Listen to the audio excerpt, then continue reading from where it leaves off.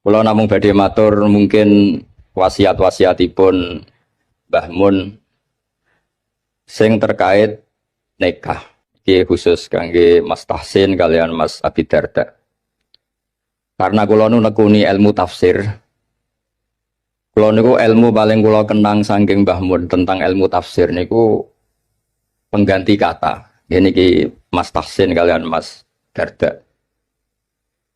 Tentang nikah nih, tapi wonten kalimat utawi kata utawi lafat napa la istilahipun. Niku tenggene Quran niku nak ngistilahno nikahul mukminah niku digenti kata al jannah. Jannah maknane swarga.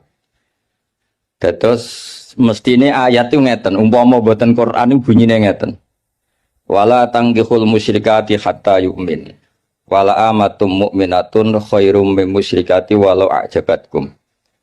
Mun sak teruse ngantos ulaika yad'una ilan nar wa wallahu yad'u ilal maghfirah. Wa wallahu yad'u ilal jannati wal maghfirati bi idznih. Dados Allah niku nglarang nikahul musyrikah, nikahi wong wedok sing musyrikah. Terus Allah matur ulaika yad'una ilan nar, kena anti nikahi wong musyrikah iku padha karo ngajak ning neraka. Terus Allah dawuh wa yad'u ilal jannati wal maghfirati bi idznih. Mestine cara alur kata niku wa yad'u ila nikahil mukminah. Jadi orang-orang di luar sana niku ngutus jenengan nu nikahi wong kafirah, wong kafir. Allah ngutus nikahi tiyang napa mukminah. Dan niku kata mukminah teng Quran digentos wa yad'u ilal jannah. Terus nikah mukminah niku mun hakikate swarga.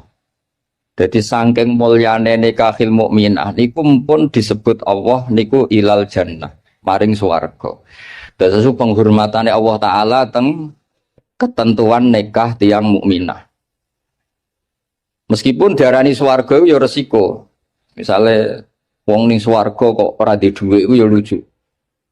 Wong ning swarga kok cerewet itu ya lucu. Terus niki kangge garwa-garwa niku swarga iku ora ana cerewet, ora ana ngamuk.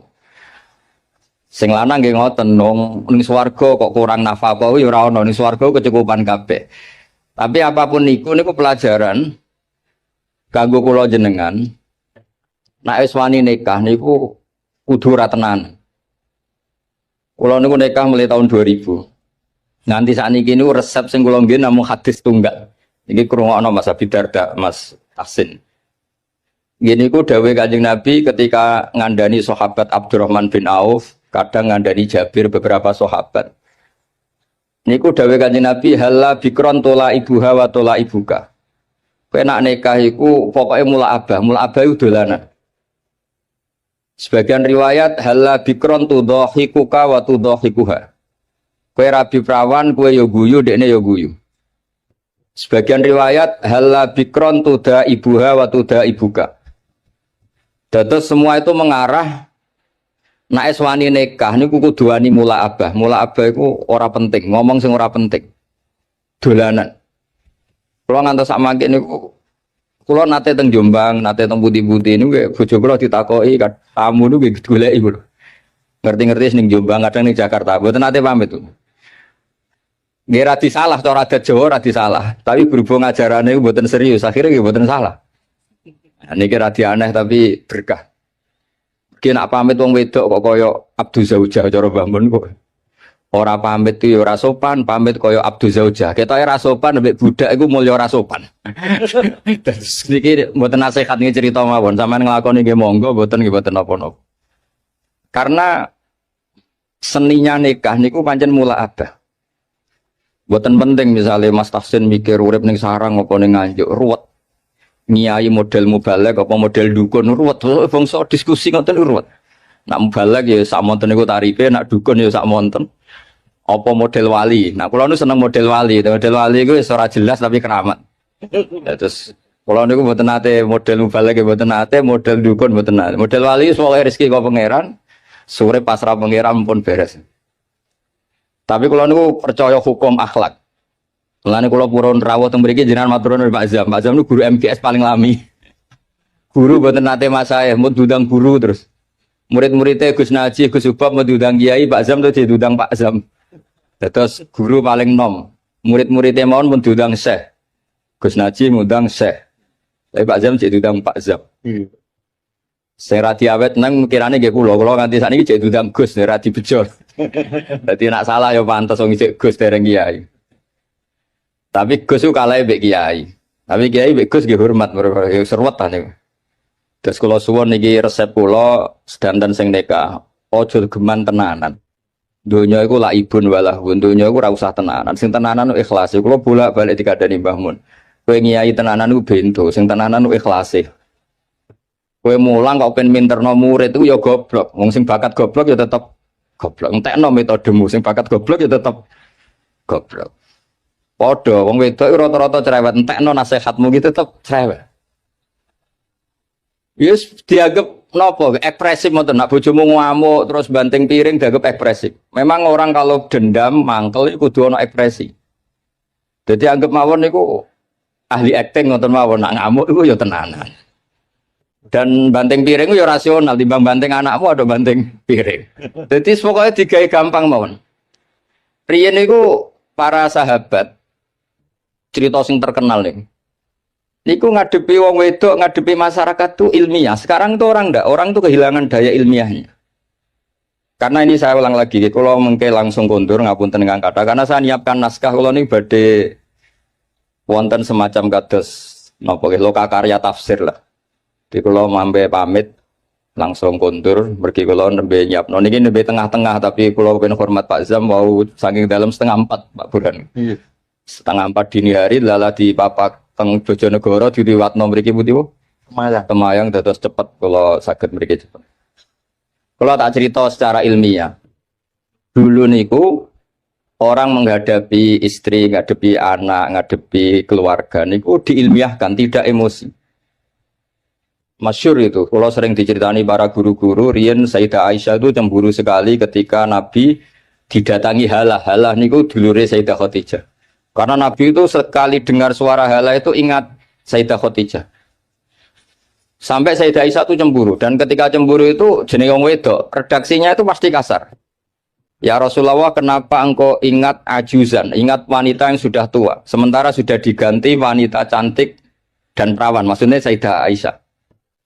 Efek dari kalimat itu Sayyidah Fatimah tersinggung karena ibunya disebut apa? Ajuz, orang yang sepuh. Akhirnya Nabi ini membiarkan Aisyah mergi puas sakit menyebut Sayyidah Khadijah ajuz, tapi menghadapi Fatimah, Sayyidah Fatimah ini juga perempuan, nggak terima kalau ibunya disebut ajuz. Niku Nabi cara menghadapi ke ilmiah. Ya Rasulullah, ajarin saya satu kalimat yang bisa menghentikan Sayyidah Aisyah menghentikan seperti itu. Jawab Nabi ringan oleh jawab Nabi. Kandhani Aisyah, ibumu luwih top. Mergo rondo untuk Joko. Kowe ayu kaya apa iku kowe perawan untuk duduk. Jadi enteng mawon ngadepi niku enteng tuh. Ora kok terus kualat yen ngomong ngono meneh mboten. Wong wedok diancam kualat tuh mboten ngefek pun ngerti lho. Mboten ngefek. Jadi dihadapi secara ilmiah. Akhirnya Aisyah mikir, wong aku ayune ngene piye-piye untuk Kanjeng Nabi pun gadah garwa. Khadijah pun rondo angsal napa? Joko. Mun baton niku Sayyidah Aisyah mun mboten nate bakas-bakas malih. Jadi dulu itu orang itu menyelesaikan sesuatu dengan ilmiah. Kalau bolak-balik matur, kowe nak di bojo lagi ngamuk, iku berkah gede. Mergo nak ngamuk iku paling biayane mau sabar tok. Tapi nak rukun malah ngajak ning mall mahal. Jadi podo-podo sampean untuk ganjaran kan sabar ya untuk ganjaran. Ning mall nyenengno bojo ya untuk ganjaran, tapi untuk ganjaran ning mall kan mahal. Nak sabar rak mboten apa? Biaya.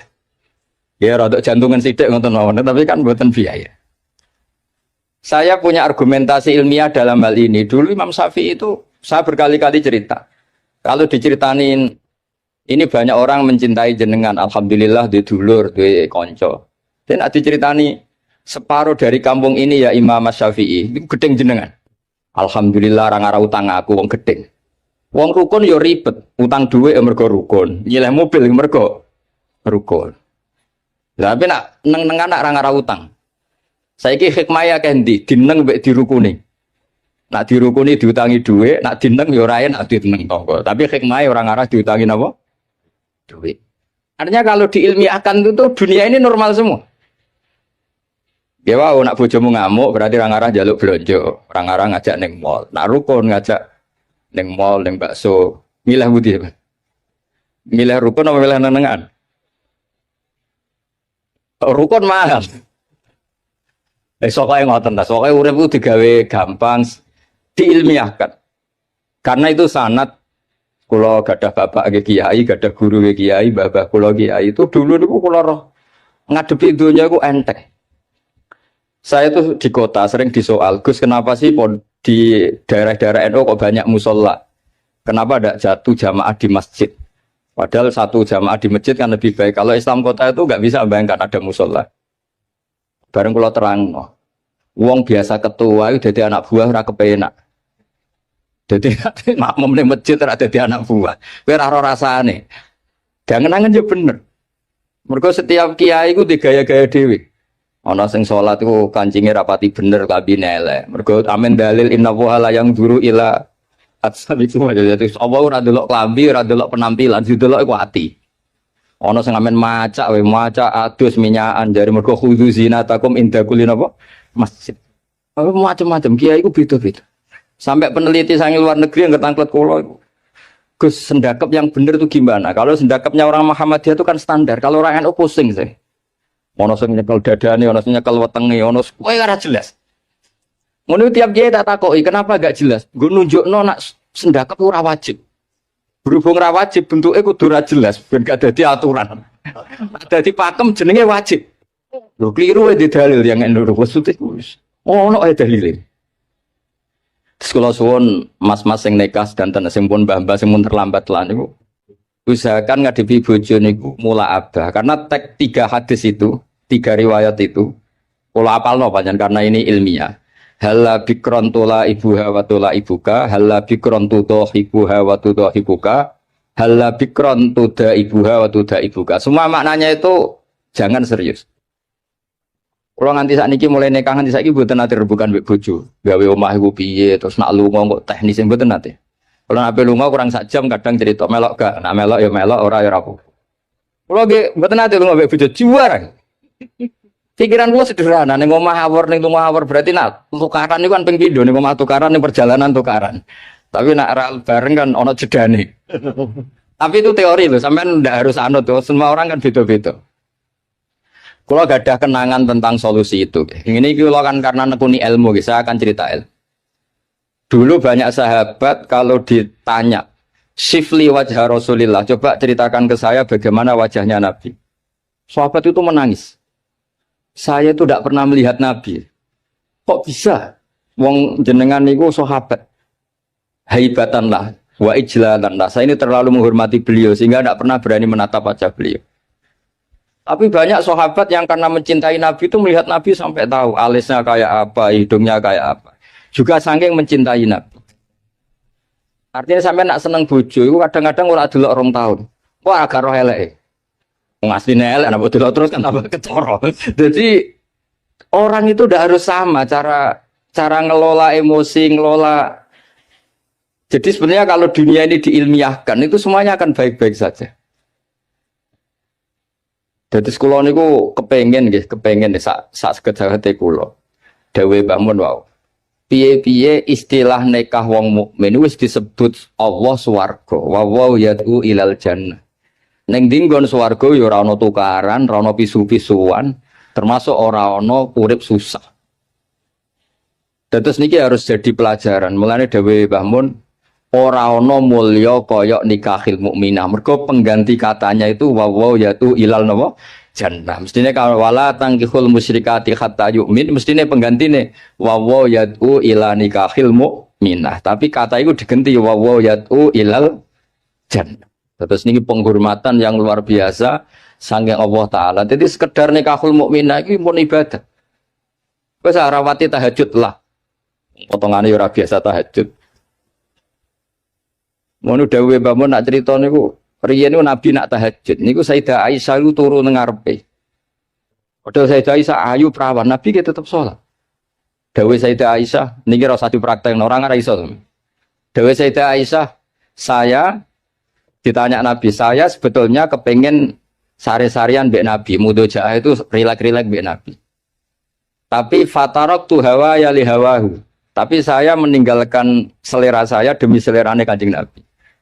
Karena Nabi nu eling pangeran niku pun bojo ayu lah niku pun boten ngefek. Dan Nabi pamit ning Sayyidah Aisyah, dari ini ata'abbadu li rabbi. Wonten sing maca ata'abbad li rabbi. Mun urusan nahwu lah.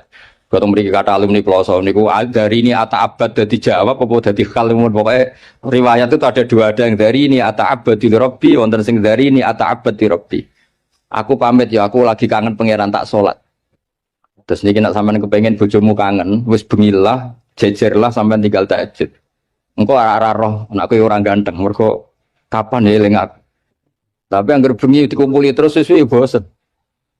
Terus riyen niku terus riwayat-riwayat tentang Assalamualaikum daraqaumil mukminin wa inna insyaallah bikum lahiqun niku kata kitab nerangno Nabi keluar saking dalem. Naluri seorang istri ini wedi nak Nabi ini teng garwa liyane, wong Nabi garwane kata. Delalah diikuti ternyata Nabi itu teng baki.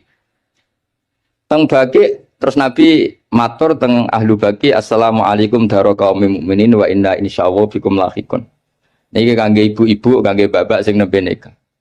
Dados garwa-garwane Nabi ku kenangane meskipun sare sak kamar niku kenangane iku roh tahajude Nabi, roh ziarah Nabi teng baki. Mulane dawe Fathul Bari kitab Sarai Bukhari. Kenapa Nabi itu istrinya banyak? Di antaranya apa? Wong wedok wong paling nekat cerita eleke sing lanang. Lah Nabi disukani garwa kata kabeh ku ora ro eleke. Dadi wong Yahudi ku bingung ora eleke Nabi, biasane sing paling gampang dikorek iku bojo. Lah ternyata bojone Nabi kabeh kenangane iku roh tahajude Nabi.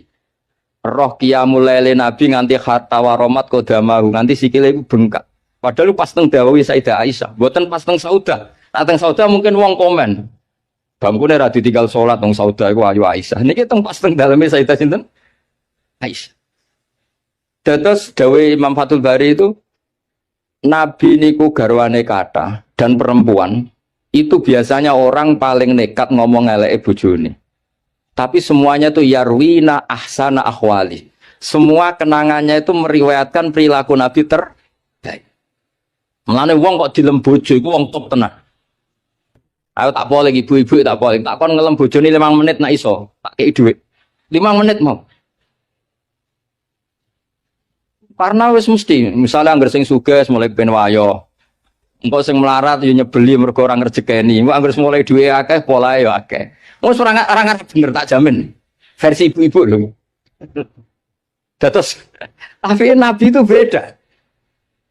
Nabi niku sause intaqala ila rafiqil ala, bahasa gampangnya kapundhut. Nah bahasa adabe intaqala ila rafiqil ala. Niku kenangane Sayyidah Maimunah. Kenangane Sayyidah Sofiyah danten. Iku ge tahajude sampai donga-dongane carane teng dalem carane badhe sari. Sampeyan iso bayangno bojomu ngriwayatno apike sampeyan. Ya ora ngare iso diriwayatno ora ana faktane, ora ana faktane. Nggih wau. Terus kula suwun masalah nikah niku masalah sing sekedar nikah niku pun ibadah karena tadi kata ila nikahil mukminah niku dening Allah taala digentos ilal jannah. Niku eling-eling niki ilmu yang saya tekuni. Terus di antara ilmu tafsir itu dijelaskan Quran itu sering ada kata pengganti. Nah, kata pengganti itu adalah penghormatannya Allah taala. Begitu juga menyangkut perempuan. Niku ketika seseorang mengabaikan perempuan, menterlantarkan perempuan, itu Allah ngendikan wala tattakhidhu ayatillahi huzwa. Kamu jangan menganggap ayat-ayat Allah Ta'ala itu sebagai mainan. Karena perempuan itu di halalnya ini, status halalnya oleh Allah didhawuhna fa innakum akhadtumuhunna bi amanatillah wastahlaltum furujahunna bi kalimatillah. Terus perempuan ini termasuk orang yang luar biasa. Kata penggantinya semuanya luar biasa. Nggih, ngoten mawon niki ngregani pemerintah, nggih ngregani kula. Karena kula ini nembe nulis badhe loka karya tafsir di antara makalah-makalah kula tentang kata pengganti. Nggih wau, supaya kula suwun sing nikah napa sing pun sepuh sedanten yakinilah bahwa sekedar nikah mukminah niku mun ilal jannah eling-eling. Lah ciri khas warga iku ora ana tukaran, ora ana kangelan, ora ana debat. Pokoknya semuanya nyaman. Nah, di sini pentingnya makalah-makalah baiti jannati omahku iku swargaku. Wong swarga kok tukaran, wong swarga kok ora di dhuwit iku ya ora pantes. Tapi ora usah diterusno. Swarga kok bojo elek sing lanang elek wis. Lah niku ora usah diterusno niku. Tapi yang jelas kula matur mboten saged kata-kata wis niku mawon mugi barokah. Al-Fatihah.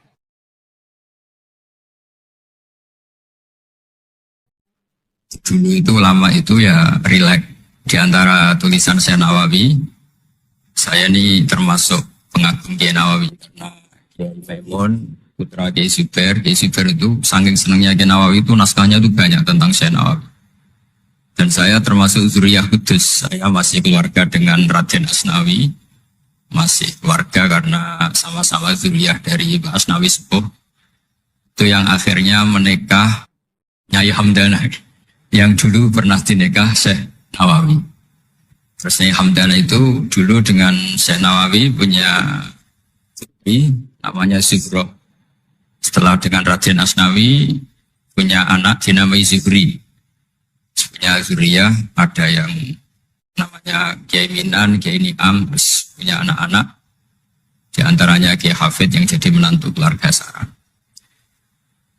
Saya kalau boleh cerita, saya ini khatam Tafsir Munir itu 3 kali. Dulu ngaji di Sarang 2 kali. Terus belajar sendiri. Terus mentakriri. Takriri itu beri catatan-catatan yang untuk meneguhkan satu tulis ya, atau satu teks, atau satu ibarat yang diinginkan Syekh Nawawi. Saya beri beberapa contoh. Dan ini dipraktekkan di Indonesia. Orang Indonesia itu mesti hafal Fatihah dan semuanya merasa pintar. Itu ya barokahnya Syekh Nawawi karena kata Syekh Nawawi itu semua Quran dikumpulkan di Fatihah. Fatihah itu dikumpulkan di Bismillah. Bismillah itu dikumpulkan di Ba. Ba-nya saja masih dikorting di titiknya saja. Jadi kalau orang bisa titik itu sudah menguasai satu Quran.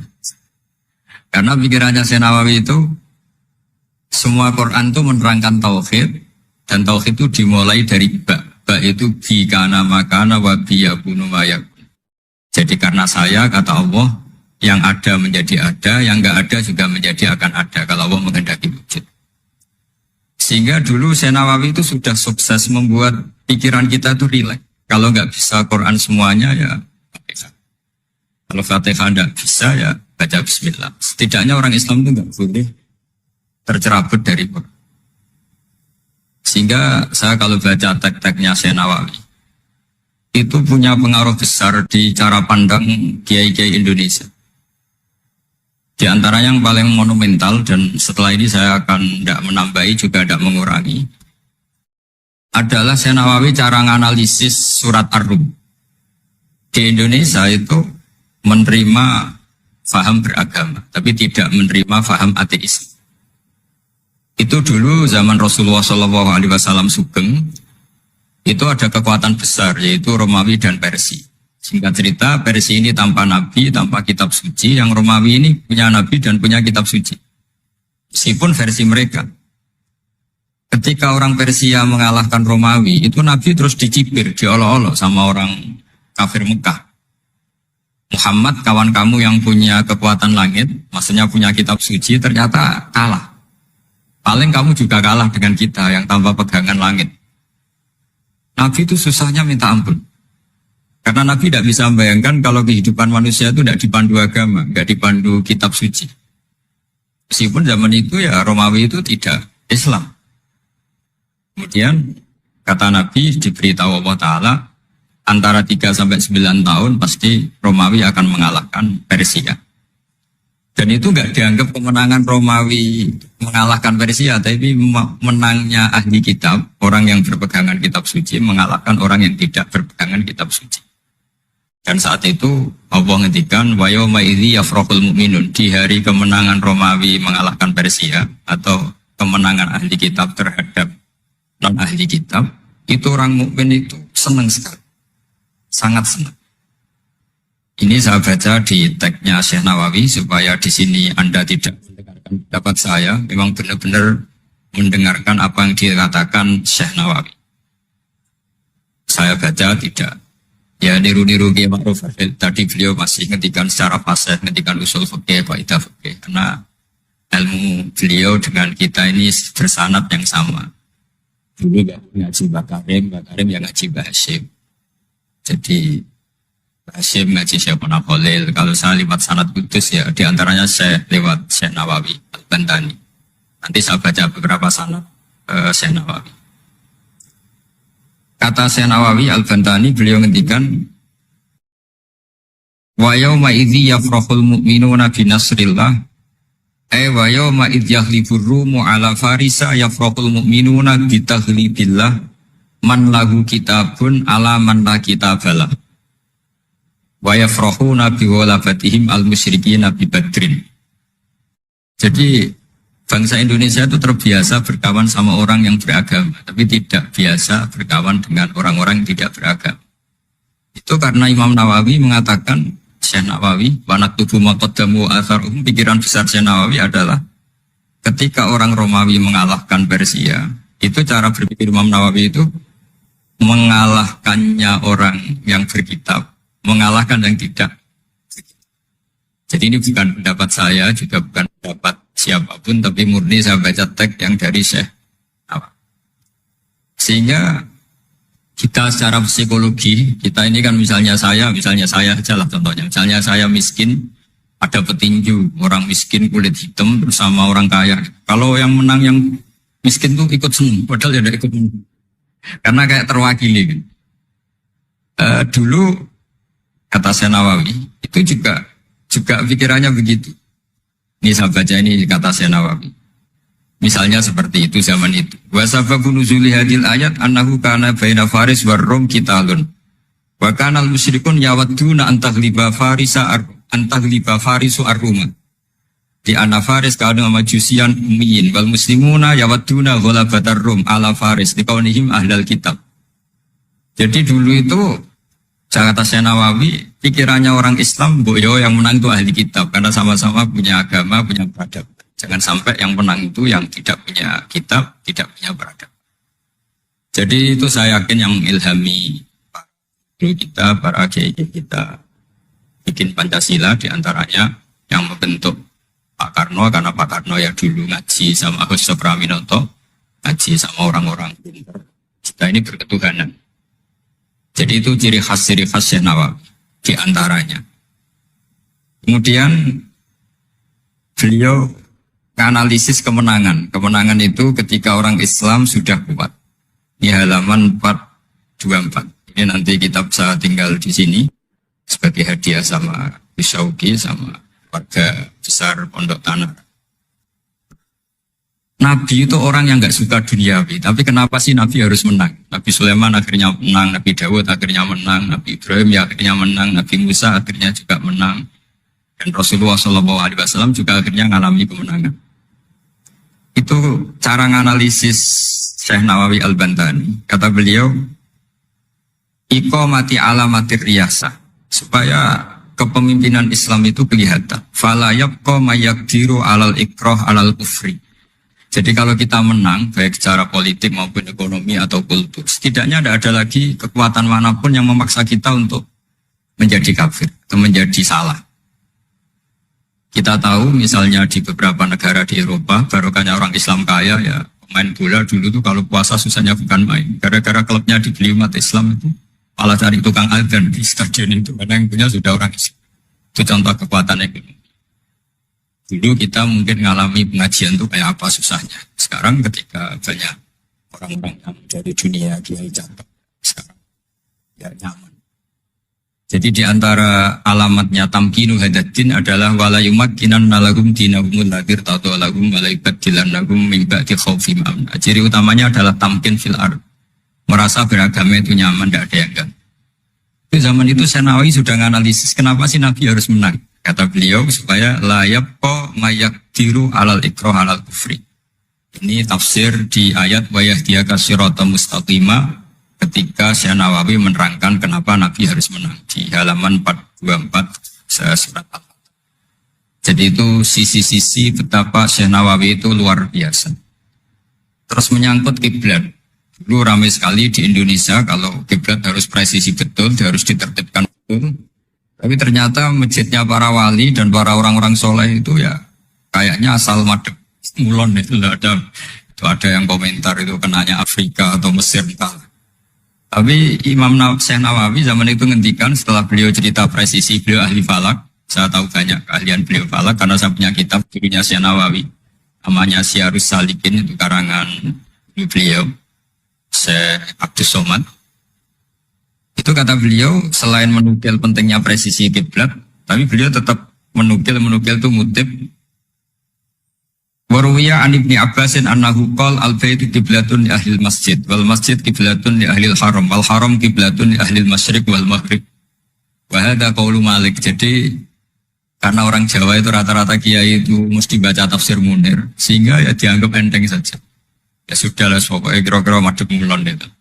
Karena kalau masjid dipresisikan detail, nanti pertanyaannya juga yang sudah mati-mati harus dipresisikan karena wajib madhep kiblat itu tidak hanya sholat, tapi juga orang yang sudah meninggal itu bisa ribet itu. Ya kalau yang mbahnya wali, jenazahnya masih utuh. Kalau yang nggak wali kan sekliwat itu karena sudah nggak ada bentuknya. Makanya dulu ada bionanya kiai mau dipindah itu, butuhnya nggak boleh. Jangan, kalau mbah saya wali saya keren, jasadnya utuh. Kalau mbah saya ada wali. Jadi ya, tapi apapun itu saya cerita betapa efek dari pikiran besar Syekh Nawawi itu mempengaruhi kita sehingga dulu masjid-masjid, musola-musola itu ya tetap hati-hati lah, tapi ya tetap saja agak longgarnya. Nah beliau tetap mengutip wal haram kiblatun lil ahlil masyriq wal maghrib. Jadi tidak hanya Mekah dengan makna Ka'bah atau dengan makna Masjid Haram, tapi semua tanah. Dan itu bisa 25 atau 20 kilo persegi. Kemudian ini biar benar-benar halnya Syekh Nawawi. Jadi saya tidak cerita pikiran saya, tapi murni cerita Syekh Nawawi, murni cerita Syekh Nawawi. Saya punya naskah banyak karena memang saya nekuni betul. Saya khatam, kalau nggak 3 kali saya khatam tafsir Munir. Ketika beliau menafsirkan fa inna hizballahumul ghalibun, ini favorit saya di Syekh Nawawi. Pasukan Allah itu pasti menang, ya. Pasukan Allah itu pasti menang. Tapi beliau dengan unik menjelaskan ini supaya benar-benar Syekh Nawawi ya tidak menambahkan, tidak mengurangi. Di halaman 278. Jadi ngaji pakai kitab itu untungnya 2. 1 mengutip, 2 terus gak usah mikir gitu. Jadi baru saya mikir nanti salah di depan orang-orang pinter malah sakit atau goblok gitu. Jadi kalau nukil kan aman. Paling salahnya salah baca. Kayaknya enggak lah, saya pernah ngaji 3 kali. Kayaknya enggak. Tapi kalau misalnya salah itu apa-apa. Bismillahirrahmanirrahim. Fa inna hizballahumul ghalibun. Syekh Nawawi wa may yattakhidum satrusnya terus hum al-ghalibuna ala a'daihim bil hujjah fa innaha mustamirratun abadan amma bisolah wa daulah faqad dighlabun. Ini termasuk yang unik dari Syekh Nawawi. Kata beliau, Islam itu akan selalu menang secara argumentatif. Ada sekolah perbandingan agama, ada kajian agama. Asal yang dikaji Islam ya, bukan orangnya. Kalau orangnya ya macam-macam. Itu pasti argumentasinya itu meyakinkan karena hujah bahwa Allah itu satu, bahwa kita harus berakhlak, kita harus meninggalkan narkoba, harus meninggalkan perzinahan. Itu argumentasinya mantap, secara uluhiyah mantap, secara sosial juga mantap. Tapi kalau secara kekuatan politik mungkin akan selalu ada, meskipun inginnya kita tidak ada. Orang-orang Islam yang minoritas di negaranya, atau dengan tanda kutip tertindas di negara. Zaman itu Syekh Nawawi sudah ngendikan, yang pasti menang itu bil hujjah fa innaha mustamirratun abadan. Ini di halaman 278. Amma bisolah wa daulah fatadizatun. Kalau kekuatan struktural negara atau politik atau ekonomi, ya namanya hukum sosial ya kadang kalah. Dan itu dibuktikan secara lahir. Dulu Rasulullah itu pernah kalah di perang Uhud secara lahir. Ya karena itu fisik. Tapi kalau argumentasi logika Islam itu tetap kul falillahil hujjatul baligh. Logika Islam adalah logika yang kelima. Saya kalau didatangi beberapa dosen dari Jogja, saya sering cerita. Logika Islam yang paling kelima itu diantaranya saya sering memberi contoh, Ini misalnya saya megang kertas, ini besi. Pasti orang tuh bilang besi sama kertas tuh kuat besi. Tapi Anda salah. Secara materi memang besi lebih kuat ketimbang kertas. Tapi masalahnya yang mengendalikan saya ingin menghancurkan besi sementara ingin menyimpan.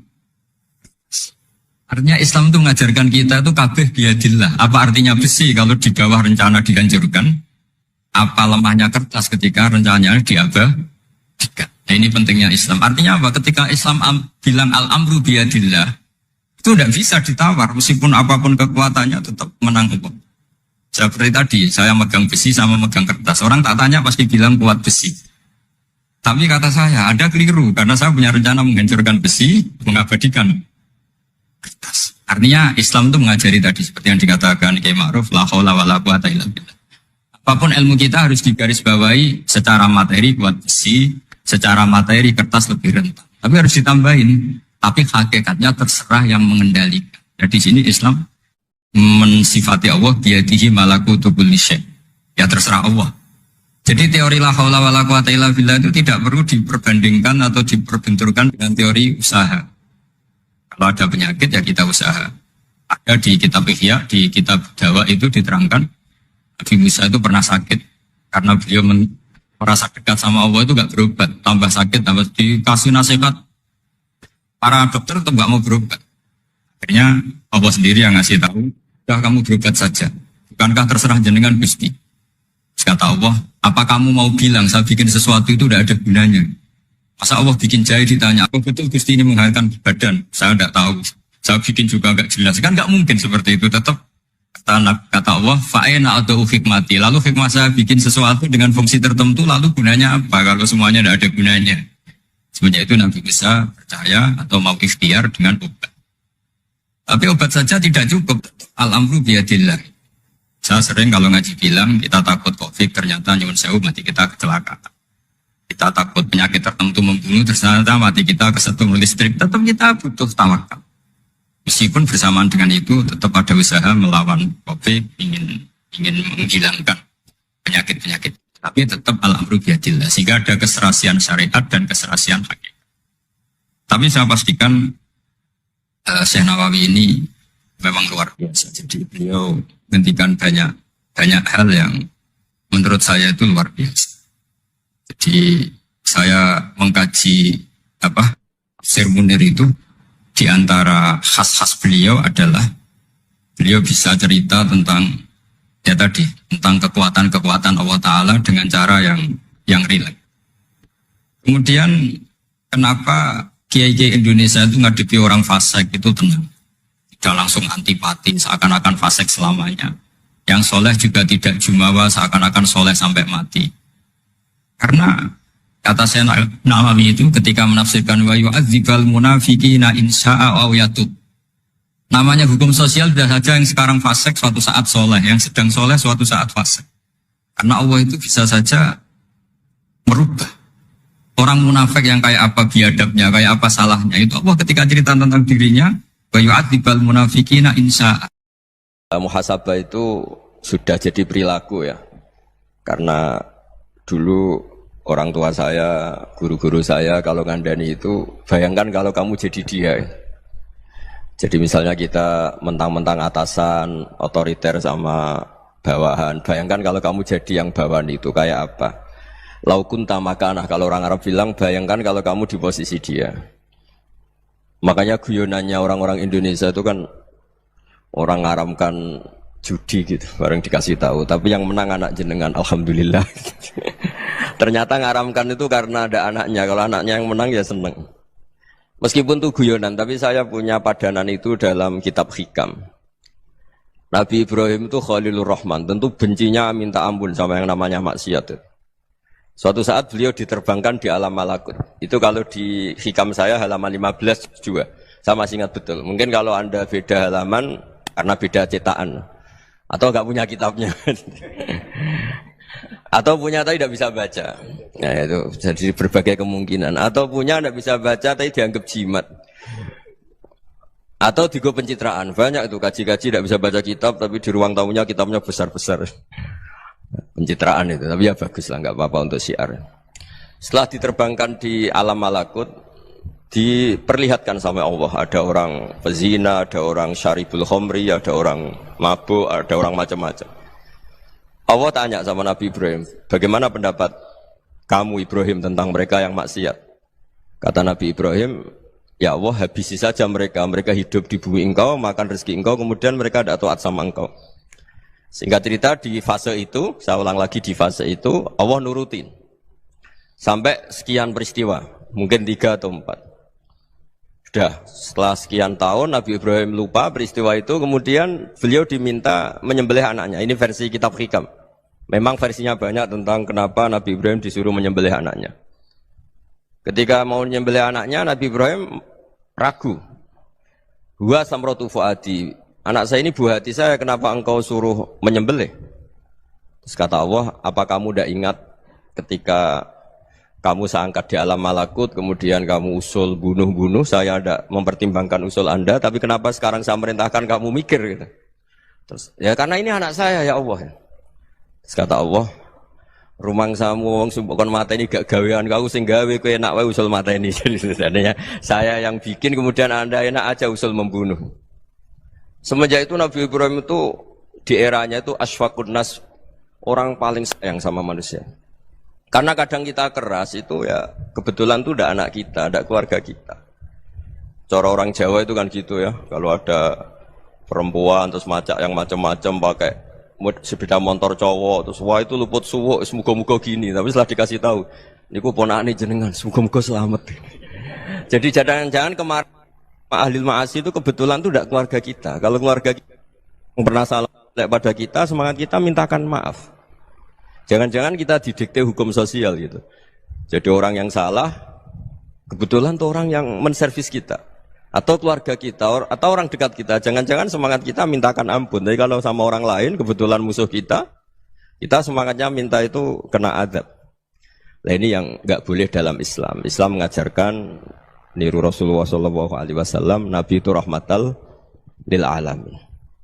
Bahkan kemarin saya ngaji virtual sama beberapa habaib, ada Habib Ali Al-Jufri dari Mesir, ya, ada Habib Alwi dari Kuitang, ada Habib Nabil Al-Musawa.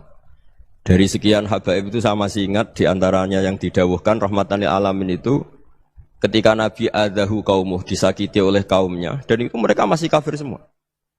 Itu mereka dapat doanya Nabi, Allah mahdi qaumi fa innahum la ya'lamun. Kayak apa baiknya Nabi, orang yang menyakiti, yang melukai, tapi Nabi masih berdoa, Allah mahdi qaumi fa innahum la ya'lamun. Sayyidina Umar dapat doanya Nabi itu ya khina kana kafiran, ketika masih kafir didoakan. Allahumma izzal Islam bi Umar. Itu ketika masih kafir. Itu pelajaran bagi kita bahwa yang sedang tidak cocok pun itu berdapat doa kita. Ya doa supaya kondisi kita baik, hari tambah baik. Karena agama ini, saya berkali-kali bilang, limangkana yarjuwa hawal yawmal akhir. Agama ini diperuntukkan bagi yang selalu punya harapan pada Allah Subhanahu wa Ta'ala. Saya cerita muhasabah ini tentang hubungan kita dengan Allah. Di Indonesia itu banyak orang fasik, banyak orang nakal. Ya di mana-mana orang nakal itu ya mayoritas, wa aksaruhum fasikun. Tapi berkahnya harapan. Mungkin saya kira nakal sok benda, mungkin saya kira sholat sok ben sholat, mungkin sekarang belum sakhok, belum dermawan, suatu saat dermawan.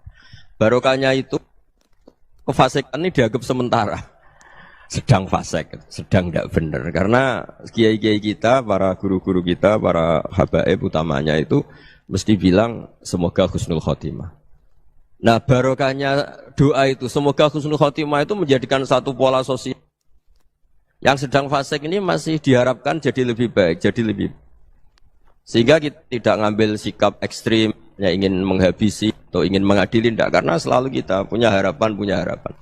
Dan agama ini limangkan yarjuwa hawal yawmal akhir. Bayangkan dulu kalau yang nakal itu anak kamu. Pasti kamu gak ingin kan langsung dapat azab, dapat apa. Padahal kita semua jadi tokoh ini abul kulli, bapak dari semuanya.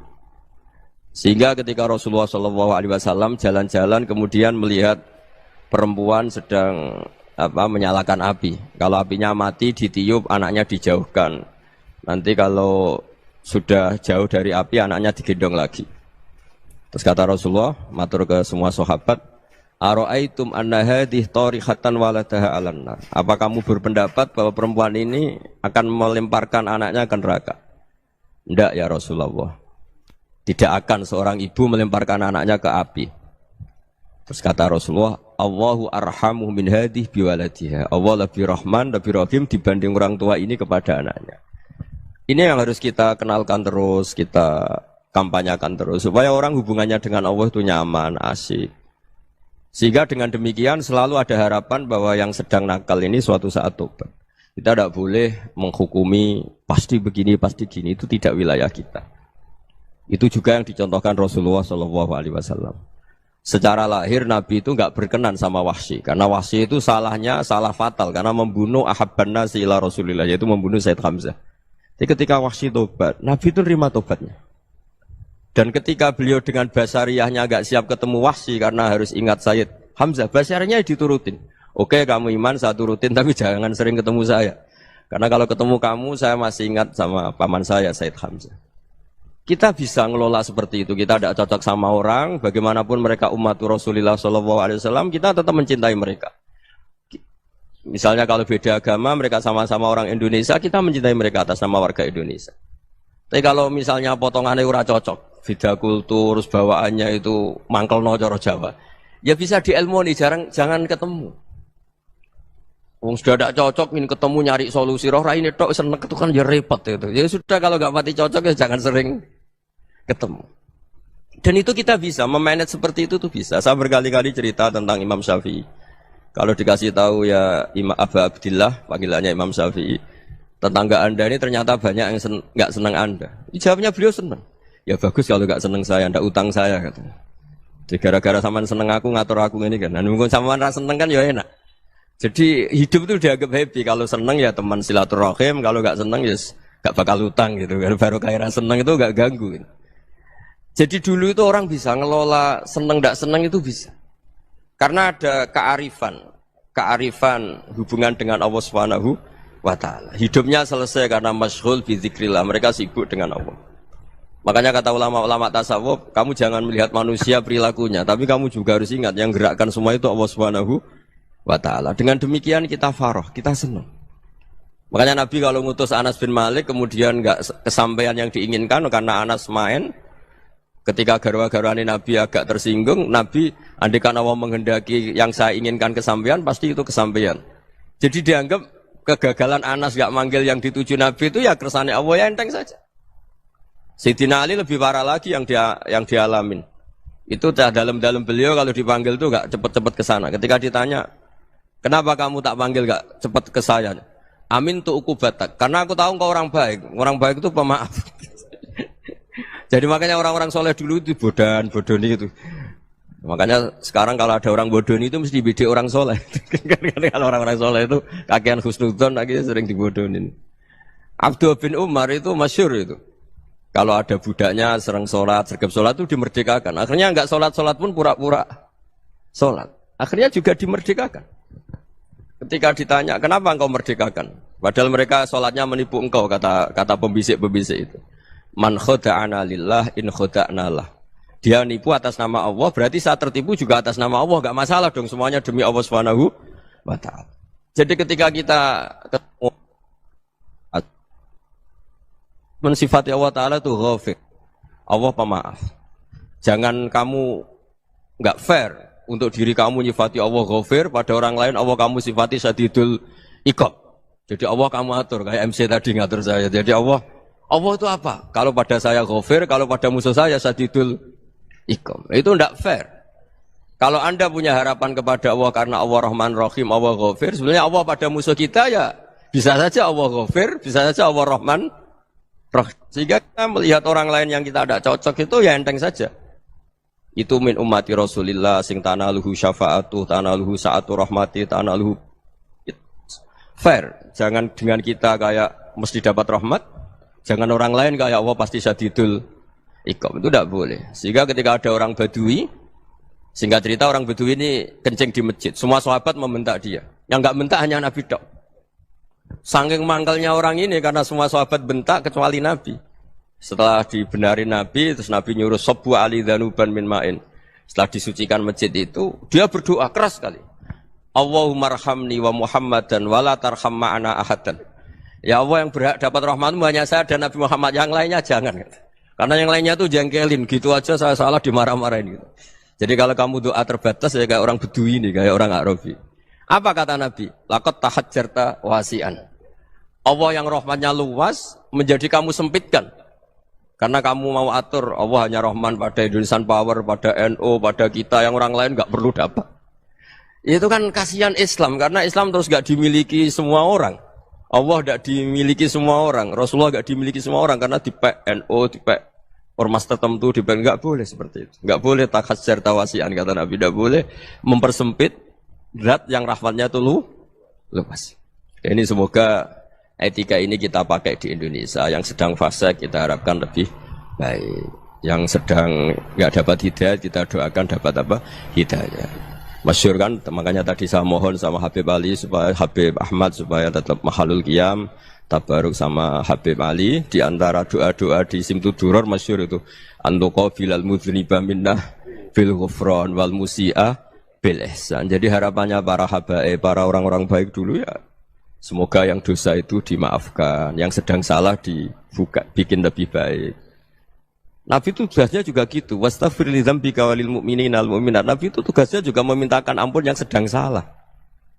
Nah ini cobalah jadi etika kita, muhasabah kita. Jadi muhasabah itu cara berpikir kita. Ini peringatan ke kula jenengan, aja geman gawe ukuran pribadi. Nggih gawe ukuran apa? Pribadi. Mulane dawuh hikam, wong iku ngukumi iku mergo kliru nafsune. Mulane cara hikam kowe tuh kitab hikam ngritik wong medhit mboten enten. Sak huruf ora tau wong medhit disalahno ning hikam. Mergo cara ilmu tasawuf medhit iku ora ono. Sing ana iku tomak. Kowe iso ngukumi medhit wong sing kira tomak. Misale kula mbek Ruhin gak tomak blas, terus Ruhin gak ngekeki kula, ora tak hukumi medhit. Mergo kula ora duwe tomak. Dadi kowe ngukumi wong liya medhit iku ngenteni kowe ngukumi tomak. Berhubung tomak kecewa darani medhit. Nah kira-kira kepentingan kan orang bocah wayu melete sombong. Kowe ra kepentingan seneng kan gak darani sombong. Barang kowe kepengin untuk perhatian ra nakoki kowe, wah sombong, roh aku ra takok. Lah ra kira kepentingan, kowe wong ayu-ayu ning Jakarta kira kenal lalu lalang liwat ra takok kan gak masalah.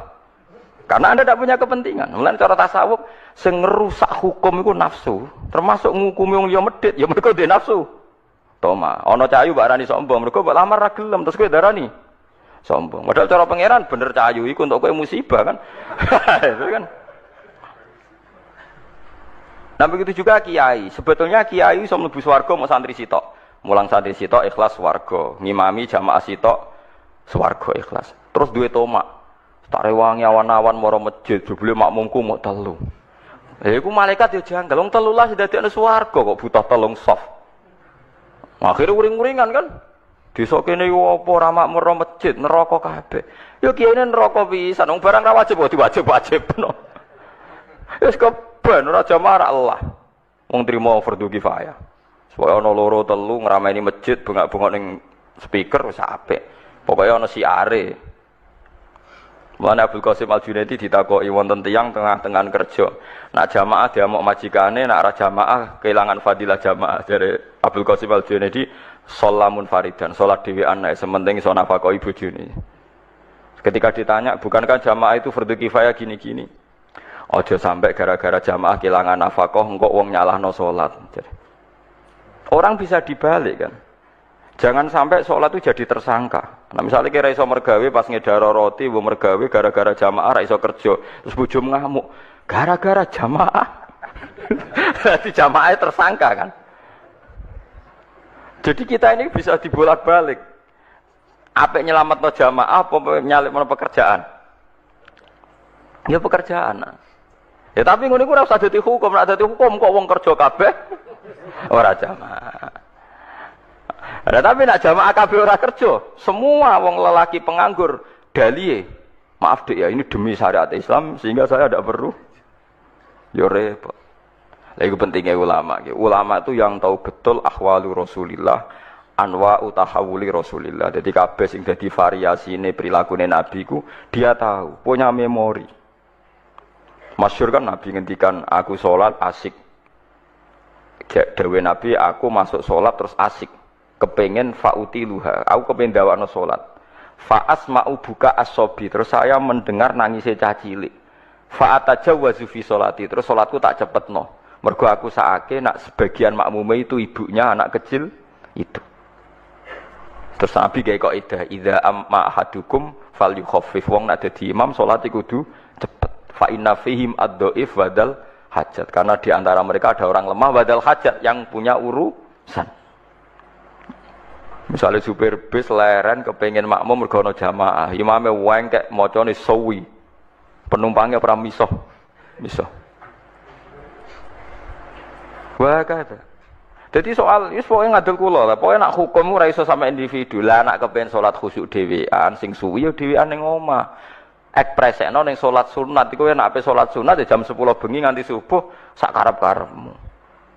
Ternyata tenan kan, pas dhewean ra kelar suwi, pas makmum akeh suwi. Mulane kaya imam-imam Malaysia sering digojlok ambek imam Indonesia. Termasuk imam-imam yang masjid-masjid gede sing gaji. Mandek man ke salat terus. Jadi per salat itu nilainya sekitar kalau diuangkan itu 500.000. Pokoknya 1 bulan itu imam masjid di Malaysia itu gajinya 50 juta. Terus nak sing tukang adzan ku piro? Terus sekarang ketemu Kiai Indonesia digojlok. Mandek man ke salat terus. Perkara tiap salat itu digaji. Ora malah repot kena nganti pangeran pirsa salatem iku perkara digaji. Utawa Allah pirsa salatem perkara makmume akeh. Nek rapati akeh makmum ora pati salat. Dan iki bedane nabi mbek liyane nabi. Dadi eling-eling nggih. Nak nabi iku mesti bener ya. Mulane sing nentang mesti salah. Tapi nak kita sekalipun kiai ulama ana kemungkinan kita yang salah. Buktine kaya kasus Mu'ad tadi, yang disalahno malah sinten? Mu'ad. Terus kalau ada suatu sahabat sing cuek ambek Nabi pas ngaji, sing disalahno Nabi justru sing ngomentari elek. Nabi membela pemuda itu. Lan eling-eling gitu. Terus syariat Islam niku pokoknya gampang ya. Basyiru wala tu'assiru. Napa basyiru wala tunaffiru, yassiru wala tu'assiru. Jadi pokoknya syariat Islam sing gampang, sing ora dadekno wong bosen. Sing nyenengno, sing ora dadekno wong gedeng. Wis pokoke gampang. Kados kiai-kiai alim-alim riyen. Salat kadang kancingnya klambi urung bener wis takbir wis. Kadang-kadang ya kukur-kukur wis. Kadang sarongane ya urung bener wis napa? Takbir. Bareng konangan santri ini, "Mbah, wau jenengan salat ketok udele, Mbah. Udele lho orang isore udel." Ya, sangke ngalime spontan inna wahala yang zuru ila swarikum wa sadikum wala ila udlikum. Walakin yang zuru ila qulubikum. Allah ora ndelok klambi, ora ndelok pakaian, sing didelok iku ati. Adekne sangke mangkle bela awake wala ila udlikum. Wong badune wis kadung ketok napa? Jangan-jangan kono anak salat tak parah. Wong kula riyen sering makmum kiai-kiai sing lugu-lugu ngoten urung dikancingno ya takbir. Nak sholat itu orang doyani ini, gak meyakinkan nih caranya sholat. Sholat itu buatan apa? Meyakinkan. Ya tapi tiangnya ikhlas. Tibang semua meyakinkan tapi buatan apa? Ikhlas. Awalnya buatan delok penampilan tapi delok apa? Ikhlas. Pemenang nak fasai mergo order. Oh semalah. Dieling-eling gitu. Terus kita niku kudu ngaji be ulama. Jadi ojo sampai barang ora wajib ku dianggap napa wajib. Mulane masyhur Imam Syafi'i nek ana salat jenazah kok sing teko akeh dekne ra teko. Angger takoki kok mboten teko sing teko wis akeh. Nek wong ra teko dekne teko. Wae dekne pantangan ana barang ora wajib kok dikira napa wajib. Dadi iku tugase ulama. Kok nek mboten ngoten nggih sakit. Misale traweh kabeh kiai ulama komentar betapa pentingnya traweh. Berapa saudara kita muslim sing ra iso traweh karena profesi pekerjaan, dia satpam, takut majikan, dia tukang jaga toko, dan mereka menjaga toko macam-macam demi syariat Nabi ora nyolong. Coba orang yang jaga toko itu kan ingin nafkahi keluarganya tanpa mencuri, tanpa tomak, tanpa minta-minta. Iku ajarane sapa? Kanjeng Nabi. Hanya karena gak traweh mbok komentari. Musa poso pisan nek gak traweh. Coba sekarang saya tanya, mencari halal itu wajib. Kabeh ulama ijma, thalabul halal itu wajib. Traweh mau sunnah. Makanya ulama harus punya nyali, kadang-kadang gak traweh. Tapi aja delik lho biasa. Tapi aja syariatno. Lah nek ora traweh berarti kayak ngaku ulama. Sombong berarti, Pak. Mulane traweh wae ben gak ngaku. Tapi ulama harus begitu. Kewaning lodangi sitok gak delik. Kuwi ayo wae traweh malah rokokan ya aja rokokan maksudnya aku ben pantes ya. Ora usah traweh tapi ora usah napa. Ya tapi nak cara kula nggih niku wae. Kalau itu terlalu ekstrim ya tetap traweh tapi tunjukkan pada mereka yang sedang tidak traweh bahwa itu tidak apa-apa. Ya bahwa itu tidak napa apa-apa. Jadi wa ing niki hadis teng Muslim nggih ngrungokno kita iki ngeten. Dawuh Sayyidah Aisyah wa in kana Rasulullah la yuhibbul amal wa huwa yad'uhu ma khafata ayyufrada alaihim. Saya bersaksi kata Sayyidah Aisyah, Nabi itu sangat mencintai amal itu, tapi beliau harus meninggalkan karena takut dianggap wajib. Jadi Nabi pokoknya ngamal. Itu Nabi tersiksa betul. Kalau roh tenan gitu, tenggene riwayat ini rungokno tenan ya. Suatu saat Nabi itu masuk Ka'bah, nggih Ka'bah sing kondang sing keramat ya. Masuk Ka'bah, beliau itu senang sekali masuk Ka'bah. Senang sekali, sangat senang habis haji karena lama sekali Ka'bah dikuasai orang musyrik. Terus ketika beliau menguasai Ka'bah, kunci diminta dari Utsman bin Tulhah Al-Hajabi itu. Diminta Ali terus dibukakan. Terus Nabi asik sekali, happy sekali beliau masuk Ka'bah, ditemani Bilal terus sholat di depan Ka'bah. Sholat di dalam Ka'bah. Corong Jawa kaul, saking kaulé Nabi ku sholat ning jero napa? Ketok ceria gitu, ketok asik. Tapi setelah keluar dari Ka'bah, Nabi kelihatan tersiksa, hazinan, kelihatan tersiksa sekali. Ya aluhul Ka'bah, kelihatan tersiksa sekali. Terus ditanya sama Aisyah, ya Rasulullah saat tadi melihat engkau begitu ceria, begitu happy, mau masuk Ka'bah, setelah keluar dari Ka'bah, kenapa engkau kecewa, kenapa engkau kelihatan sedih?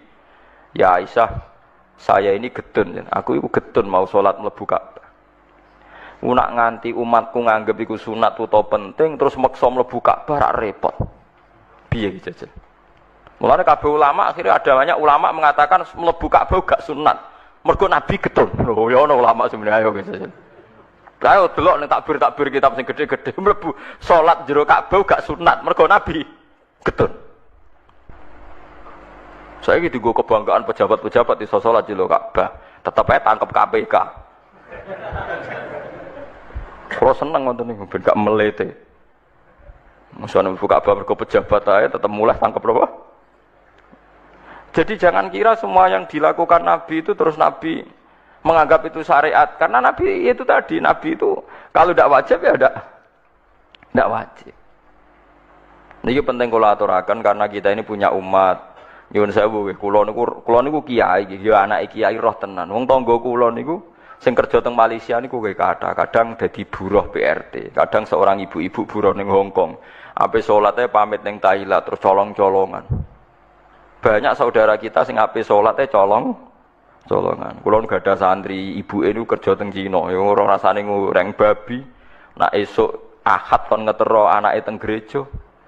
Niku hasil kerjane dingge ngirimi anake mondok. Terus kayak ngukumi piye? Jajal wajibno tarawih wong salat fardhu nyolong kok mbok wajibno napa? Kowe ora ora rasane dadi kiai apa kiai debutan yang ngene iku nak fatwa iku ora ora rasane probleme napa umat. Nggih nak padha kula nganti nangis, Gus kula nu kerja teng Cina kadang nggih goreng babi, kula nak akad kan ngetero anake teng gereja. Tapi anak kula mondok teng jenengan, niku hukume kula sepundi? Piye mbok hukumi, mbok kon tarawih? Iki kula jawabe nggih. Mumpun wae niku dilakoni donga sing ben wonten jalan keluar nggih. Hukume nggih mboten enten wong darurat. Wae niku dilakoni riyen nganti ana jalan keluar. Nah, cara kula Abu Rizal Bakri tak akan kerja gen kula. Tapi misalnya kula Abu Rizal Bakri kula ora iso mulang Quran, mulang hadis.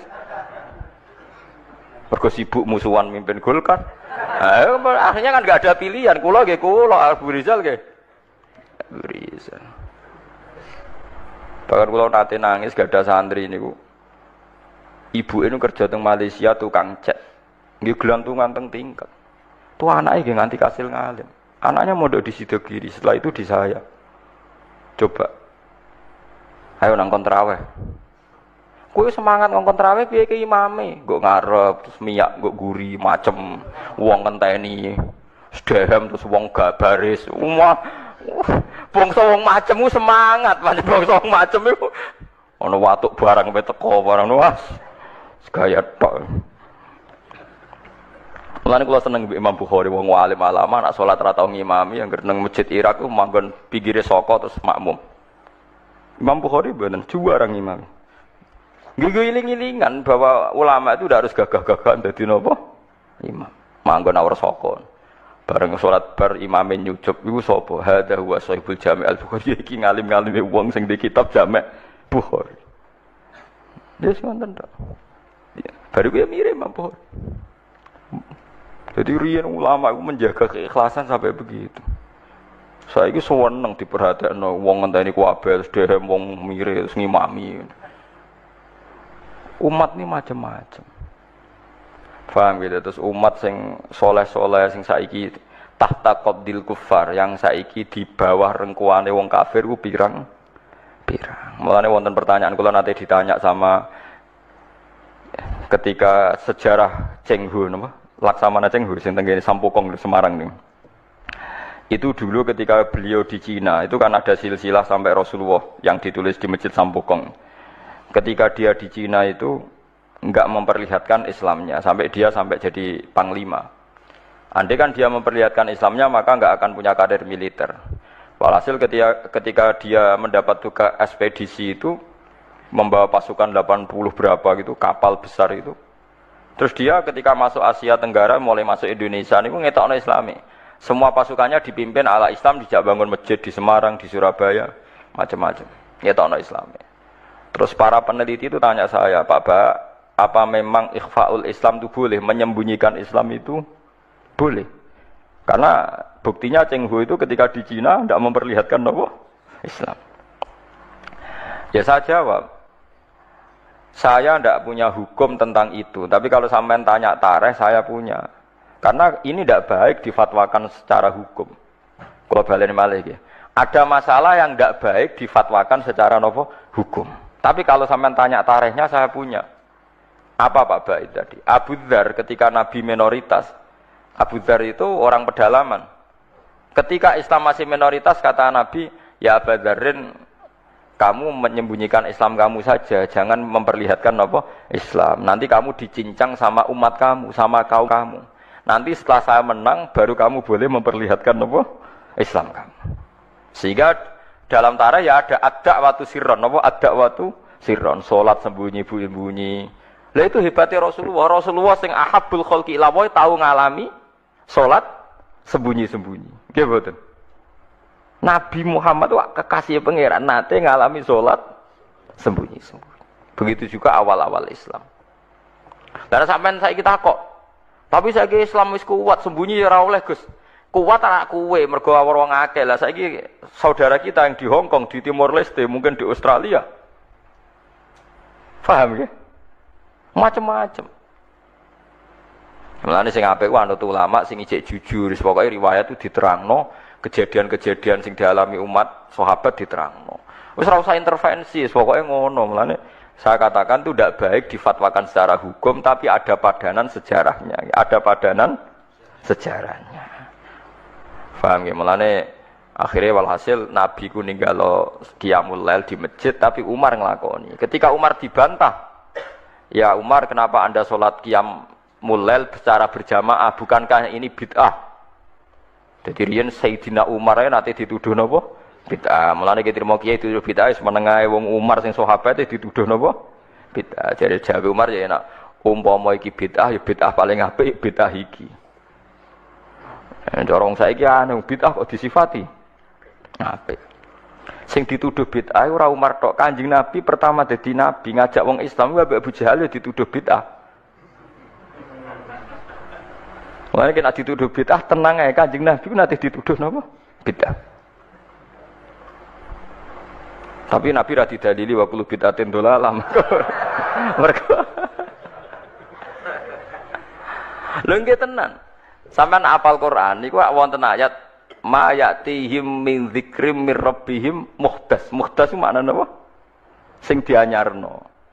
Mulane Kanjeng Nabi ketika dituduh bid'ah terus ngendikane kul ma kuntu bid'am minar rusul. Aku iku ora bid'ah. Dadi Nabi tau dituduh bid'ah sampai diwahyani Allah, "Qul ya Muhammad ma kuntu bid'am minar rusul." Aku iku ora bid'ah. Mergo sing darani bid'ah iku barang anyar. Barang anyar sing ora ana kembarane disebut bid'ah. Lah nabi dadi nabi ora ana kembarane disebut bid'ah. Umar gawe traweh ora ana kembarane disebut bid'ah. Terus saiki wong rame-rame anggere gak ana persis nabi disebut iku sak goblok-goblokan iku sak kalah-kalahan. Bid'ah ngeten sampeyan tak terangno. Bukan karena saya orang pesantren mboten. Saya itu lebih hafal banyak hadis timbang sing sithik-sithik nuduh bid'ah. Bid'ah itu begini loh. Bid'ah itu yang mesti dolal, yang mesti sesat. Itu mastadomat syariah yang berhadap-hadapan dengan apa? Syariah. Tapi jika bid'ah itu menguatkan syariat, maka tidak musuhnya syariat, tapi bagian dari syariat. Jadi bid'ah yang dolala itu yang istodam itu berhadap-hadapan. Mulane darane Saddam Hussein, Saddam Hussein bapake jenakno iku Saddam. Saddam maknane tukang nyeruduk. Lha iku bapake kasil ketika anake dadi Saddam Hussein itu tukang napa? Nyeruduk. Wong Arab nak darani tukaran Saddam. Istidam maknane apa? Benturan sing keras napa? Istidam. Nah, sing darani bid'ah dolalah iku sing berhadap-hadapan istidam, berhadap-hadapan sama syariat. Nak trimo gesekan utawa saling bersinergi utawa saling menolong itu tidak bid'ah. Nggih dalile gampang begini, ini hadis sahih. Kula boten bela NU, ora bela Muhammadiyah, ora bela siapa-siapa. Ini cerita ilmu mawon, cerita ilmu. Ndak ada yang saya bela. Sahabat nate, ini hadis sahih. Ada sahabat setelah i'tidal. Nggih setelah napa? I'tidal. Sama nak i'tidal ngafatno napa? Misalnya Rabbana walakal hamdu terus mil'u samawati wa mil'ul ardi. Enggak mil'u ya bid'ah, Nabi macane mil'ah. Kabeh riwayat tuh Nabi macane mil'ah. Mulane kalau dia anak jenenge mil'ah tasbihah mergo Nabi macane Rabbana lakal hamdu. Hakadha fi jam'i riwayat bi fathil hamzah. Terus jare Imam Nawawi wa jaza raf'ul hamzah ala annaha sifatun. Lah kebetulan kiai Indonesia ku nahune ku seneng sing gampang dadi Rabbana lakal hamdu mil'u samawati mergo dadi naat ku nerkipe luweh gampang, tapi riwayatnya mil'ah. Berarti nak riwayatnya mil'ah macam mil'u. Tidak, ya repot. Itu yang konsensus, yang normal. Tapi ada sahabat bacanya tidak begitu, banter pisan. Rungokno tenan nggih. Alhamdulillah hamdan katsiran thayyiban mubarakan fi. Setelah sholat selesai Nabi itu aqbala biwajhi, Nabi balik kanan terus tanya, "Ayyukum?" Yaqulu hadil kalimat. Siapa tadi yang ngelafatkan kalimat itu? Buat itu sahabat diam semua karena sadar ini kalimat kalimat masalah, ini enggak ajarannya Nabi. Kalimat kreatif. Wah, enggak diam semua sahabat. Pas diam semua terus takut sekali, terutama yang melafatkan takut sekali. Terus Nabi akhirnya dawuh, "Enggak kok, enggak ada masalah. Saya tadi itu kaget saja, ada 12 malaikat yaqtadiruna ayyuhum yaqudu awal." Saya tadi kaget saja ada 12 malaikat yang rebutan kesusu nyatet di sing paling dhisik nyatet. Mergo begitu indahnya kalimat itu. Wah, akhirnya sahabat anada ya Rasulullah. Ndak artinya kan ada kalimat kreatif yang enggak diajarkan Nabi dan dibenarkan Nabi. Paham ya? Kalau balene Mas, ada kalimat yang enggak diajarkan Nabi, bahkan Nabi kaget. Karena merasa itu tidak diajarkan, tapi dibenarkan Nabi. Mulane kula yakin umpama Rasulullah pirsa kula ngaji terus sampean do gawa kitab, gawa pulpen ya seneng mawon. Ora iso dibid'ahno. Nabi ora iso nulis berarti gawa pulpen bid'ah. Oh, Nabi ora tau gawa jalalain. Nah, Nabi gawa jalalain berarti Imam Suyuti sedurunge Kanjeng Nabi ya, malah masalah kan. Apa meneh gawa Samsung malah ora tahu. Masa Nabi Androidan kan enggak karep. Aneh-aneh. Mulane ada ono mantas sabha bi qaumin fa wa minhum. Mergo wong nyerupani kaum berarti fa wa minhum. Ora ono sing kiai sing rada cangkem elek nanya, berarti nek wong kafir kelambenan, ojo kelambenan. Mergo ben gak serupa mbek wong kafir. Kabeh serupa terus dianggap padha wong kafir, saiki nek wong kafir kelambenan kira usah kelambenan. Nak wong Yahudi di dhuwit, kira usah di dhuwit. Suwe-suwe nak persis nak wong Yahudi abekan, kira usah. Ora usah kono berlebih, wong kok angger mirip iku. Bid'ah Yahudi. Kulo nggih sering debat wong ekstrem. Maksudnya logika Terus kedua riwayat ini juga di hadis sahih. Ada sahabat entah saking gimana ndak tahu saya. Iso dicurigai lah saya. Pokoke mati urip nak ngimami kulhu, rakaat ula ya kulhu, rakaat saniyah ya kulhu. Sampai Syariah satu kontingen yang dipimpin sahabat itu bosen. Mergo tiap salat iku kulhu. Notabene kulhu kan ibu rakaat ula tok, tasaniyah tok iku ula ya kulhu, saniyah kulhu. Ya mati urip kulhu. Berhari-hari padahal dia itu imam masjid Kuba. Akhirnya sahabat-sahabat yang ngerok Quran itu komplain, ya Rasulullah, ini orang itu setiap sholat kok baca nopo kulhu. Itu gimana ya Rasulullah? Ternyata terus saluhu, kata Nabi ini di hadis sahih, saluhu, coba dia tanya. Dihadirkan ke Rasulullah, kenapa kamu kalau sholat kok selalu pakai kulhu? Jawabnya pemuda tadi, li'anha sifatur rahman, karena dalam kulhu itu hanya ada sifatnya Allah. Tidak ada kepentingan kulo, kepentingan sinten-sinten, li'anha sifatullah. Fa'uhibbu an akra'ahu, makanya saya senang membaca kulhu. Terus kata Nabi, akhbirhu fa'innahuha yuhibbu, kasih tahu dia Allah itu mencintai dia. Oh, itu kan bagus sekali itu, gak usah tabarok kulhu. Ndak artinya itu kan tidak diajarkan Nabi kan, selalu kulhu itu udah ajarannya, dan tidak pernah Nabi itu selalu kulhu. Tapi ada orang kreatif selalu kulhu juga sama Nabi dibenarkan. Ya nggak bisa kan kamu pakai definisi bid'ah itu yang selalu pernah dilakukan Nabi itu tidak bid'ah sunnah, kalau nggak pernah dilakukan Nabi bid'ah. Tidak bisa seperti itu. Apalagi kalau kamu ngaji usul fikih, oh malah ketoro, nak sing sidik-sidik nuduh bid'ah malah salah. Usul fikih malah nama-nama ini hadis itu diganti. Misalnya ngeten. Niki sing persis teke hadis kula nu apal. Ittaqun nar walau bisyikki tamratin. Ketika Nabi cerita praharan neraka, pokoke neraka iku repote ra karuan. Fattaqun nar walau bisyikki tamratin. Neraka iku iso mbok wedeni, iso mbok lawan senajan to kelawan sak sigare kurma. Sikun niku sigar ayo, tamrin kurma. Mbok kamus paling goblok maknane tamrin niku kurma. Saiki kira sedekah ambek beras. Apa ana hadise Nabi walau bisyikki aruzin. Tapi ulama usul fikih nafsiri bisyikki tamroten bikutin, pokoknya kut makanan yang jadi pokok di daerah situ kok mbok sedekahno iku termasuk tolak neraka. Lah nek anut sunah Rasul kudu persis berarti kudu kurma. Terus Nabi nate dawuh la tahkiron najaratun li jaratiha walau firsana satin. Ki aja geman nyepelekno sedekah senajan to sak sampile wedhus. Terus kowe nak nyembelih pitik ra usah sedekah, mergo mboten wedhus. Yo ora ana ulama manuk. Makanya ulama usul fikih itu langsung diingeti. Nabi mewajibkan zakat ning tamer. Berarti Nabi wajibno zakat ning kut, ning makanan sing dadi makanan pokok. Dadi kata tamer digenti kut maknane. Berarti di beras wajib zakat. Lah nak nuruti persis Nabi berarti beras ra wajib zakat. Mergo Nabi ra tau zakati beras. Yo kacau kabeh mbok antem kromo ngoten. Tapi ya kita ya aja terus musuhan terus biasa mawon. Kula biasa kaya ora ana apa-apa. Wong kula sing alime biasa. Kula dituduh bid'ah tenang mawon. Arti tenang mergo tak anggap wis biasa mawon. Nabi mawon nanti dituduh napa? Bid'ah, ora usah semangat, hujah ahli sunnah, ora usah hujah, biasa mawon. Tapi saya pastikan bahwa ngoten niku biasa. Mulane kula suwun nek sampean dadi kiai, dadi ulama aja geman moni wong Islam sing lagi susah.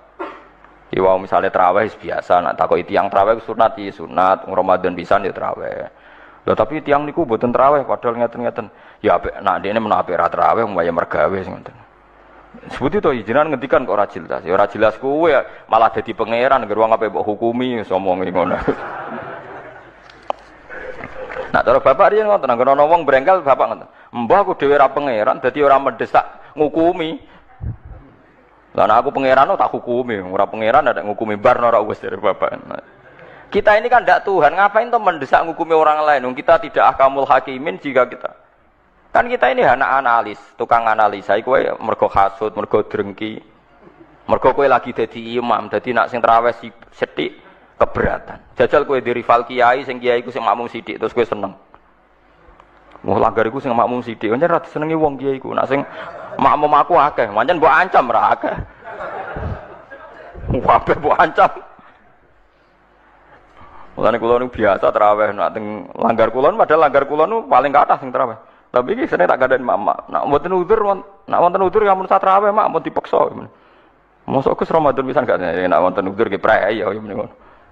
Ya perkara niku khase ulama iku aja sampai majibno barang sing mboten napa wajib. Itu berat. Nggih napa? Berat. Nah, mulane iki sirine kena apa Rasulullah gak tahu azan. Dadi adzan be imam ku apik. Adzan. Nah nek nuruti sunah Rasul lah. Nak ngono ora usah adzan, mergo Nabi ku ora tahu.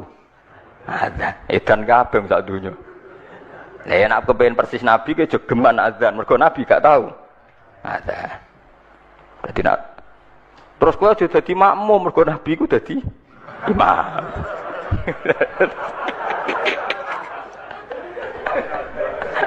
Terus piye dunyane iku terus dadine iku.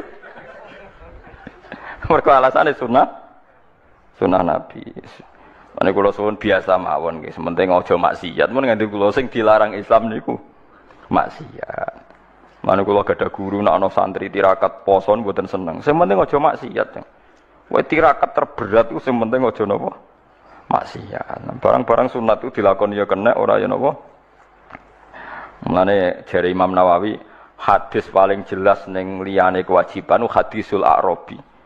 Iku wong Arabi wan wong goblok, baru kayak goblok itu nak takok vulgar. Ya Rasulullah, saya ini mau tanya kamu jangan tersinggung. Jadi dia datang dari Bedui takok, ayukum Muhammad, sapa di antara kalian Muhammad? Terus dari sahabat-sahabat yang paling ganteng, dan dia takok, ya Muhammad cek jangkar den, saya ketemu sama utusan kamu. Terus utusan kamu bilang katanya kamu itu Rasulullah, benar ya kamu Rasulullah? Iya saya Rasulullah, gak kurang ajar tuh ya betul. Terus kata utusan kamu, katanya dalam aturan agama kamu itu saya harus sholat 5 kali ya satu hari. Iya. Pas 5 kali ya. Dia sumpah, wawah la azidu ala dzalik wa la angkus. Demi Tuhan saya tidak akan nambahi dan tidak akan ngurangi. Tiap Nabi nyebut. Dan puasa Ramadan, ya. Enggak ada yang lain, enggak. Yang wajib hanya Ramadan. Demi Tuhan saya tidak akan ngurangi dan tidak akan nambahi. Kuwate pokoke dinyang pas. Pokoke kabeh dinyang pas. Dari itu mulai tentangnya, tapi dawe Nabi apa? Aflaha. Jadi orang itu bejo, wong itu dakhalal jannah. Padahal janji la azidu ala dzalik wala angkus.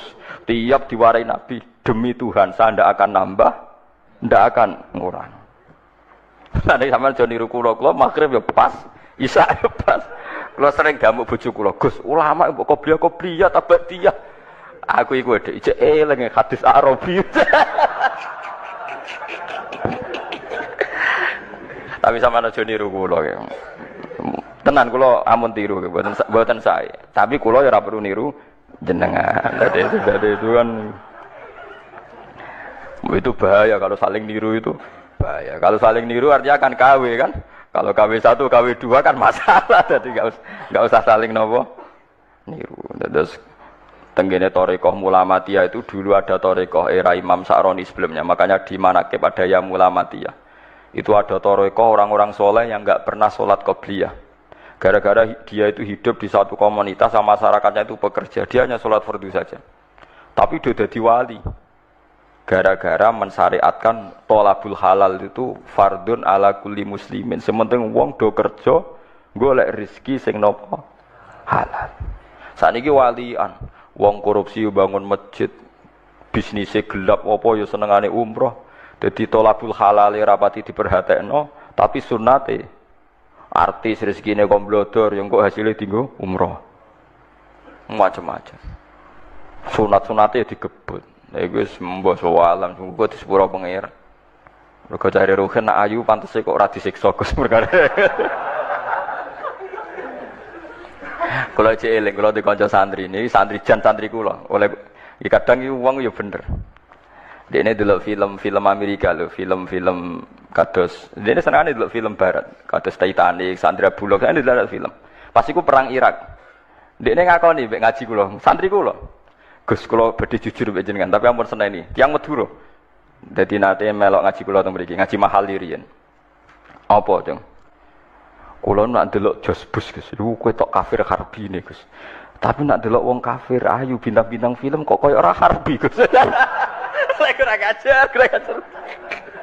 Ternyata Gus, ngukumi harbi yo butuh elek barang Gus. Ya kita ini kan punya nafsu.